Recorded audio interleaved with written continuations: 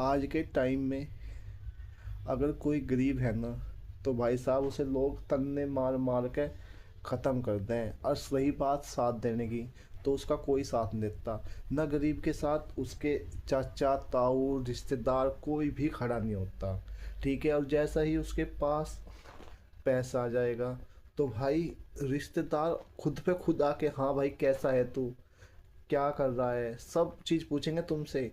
तुम्हारी इज़्ज़त करेंगे, भाई वो लड़का बहुत मेहनती था। अगर तुम गरीब हो तो कोई घास नहीं गिरने का भाई। तो भाई जितना भी हो अपनी मेहनत करो और लाइफ में आगे बढ़ो। क्योंकि पता क्या है, अगर तुम अमीर हो जाओगे या कुछ पैसे आ जाएंगे, तो जो लोग हैं ना तुम्हारी बातें भी ध्यान से सुनेंगे। अगर तुम गरीब हो, तुम कितने भी समझदार हो, कोई भी तुम्हारी बात ध्यान से नहीं सुनेगा भाई।